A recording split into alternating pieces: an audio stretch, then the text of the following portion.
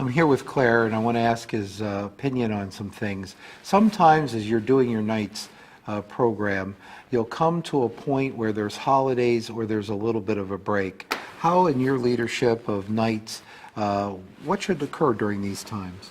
Yeah, we kind of view that time maybe like a football game in halftime, where the coach would take the players in and just look at, talk about what's going to happen in the second half. Some adjustments can be made at that point. Things come up that different people see that others don't. So just a few ideas we want to share with you. The facilitators of your campfires, extremely important role, and they're running into challenges. These guys typically are not professionally trained to deal with groups. Running into challenges, and we found it real useful somewhere mid-year to get those guys together in a room, have them share their challenges with each other, maybe go a refresher over the training that you've done with them earlier in the year. We also encourage the facilitators to talk to their men that have stopped attending. If someone just drops out of sight, either encourage someone in your campfire or the facilitator themselves to call them, follow up. Also mid-year, we want to remind people this can be at the facilitator meeting or at the corporate meeting. Remind guys it's never too late to bring another guy. Guys get real excited as they go through this program. They start thinking about friends that should be there, family members that really need this material.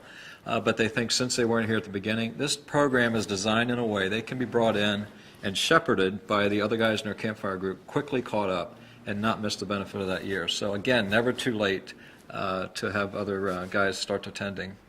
We also think it's important at some point to get ownership with your group to invite attendees to give feedback. We've done different things on that. We've done blind surveys where they can answer very indiscreetly, where no one knows who is giving it. And we've also done meetings where we take our leadership team and just put them in front of a room and just have a question and answer panel. So it just brings ownership. The guys know that this program is designed for them. You can give you little tweaks along the way for things that they would like to see differently.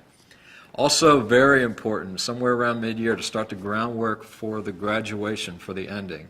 That would involve the Knighthood plans. You're going to find an amazing amount of resistance from men when it comes to writing down goals, something they've hated through school, probably haven't done much in their adult lives, but so important to this program, that the goals that they write down are the ones they actually achieve. So start talking about graduation and what a huge honor that is, but also that there's a bar they got to cross. And we also talked about the Knighthood plans. There's samples in the back of the workbook, real helpful for them to start looking at them. Do not want them to just do this the last week. So mid-year, get them started on that. You know, one time, Claire, we realized that a lot of men have difficulty reading and writing, and the whole Knighthood plan can feel like a very high order for some guys who didn't get that far in school. And so we've asked men who are willing to kind of sit down with them and write the manhood plan with them so that they can have a document that they can look at throughout the year that reminds them what they're working on. Yeah, we often call it the H&R block model, where 15 minutes before we start our nights group, we'll have guys set aside just like that, and they'll interview the guy and say, what was important to you during this nights? What did you learn? What are the things you want to take forward? They'll help them write that plan. The other thing you cannot discount is the sense of accomplishment. For a guy that has hated writing and goals his whole life, the sense of pride you just build in him, you can see it in their eyes. It's an amazing thing.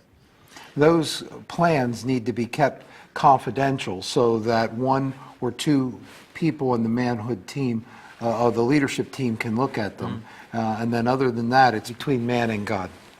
So another thing to be thinking about, we talked earlier about that we encourage the use of service projects at the campfire level.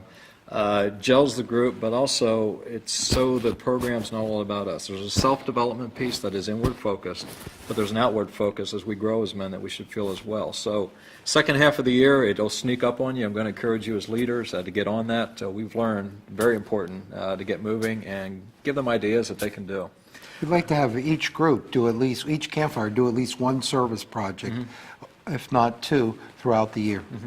And we talked about church leadership buy-in. Trust me, this is important to your church leadership, but they haven't told you. They want to see results from men, and part of those results are, I'm willing to live for something bigger than me. Gets rid of the selfishness, and we go from there. The last thing I'd like to point out is your leadership team. Don't take for granted that the Bible talks about an enemy who is powerful and 24 hours a day is able to think about your destruction. When your men step up and say, I'm willing to be part of your leadership team, I'm willing to be part of a program that helps men grow, do not be foolish enough to believe that that enemy is not focused on you. So when I say keep your leadership team strong, I think you need to work on those relationships. Make sure the guys are coming together once a month, laugh together, cry together, whatever you've got to do. And mid-year, I think it's real important to keep those guys inspired. It's a lot of work, there's no question, but it's good work. And one of the ways I have found most effective in keeping my leadership team focused and inspired is by sharing stories of what's actually happening out there. We get so busy and we miss the good works that are coming out of the Knights program.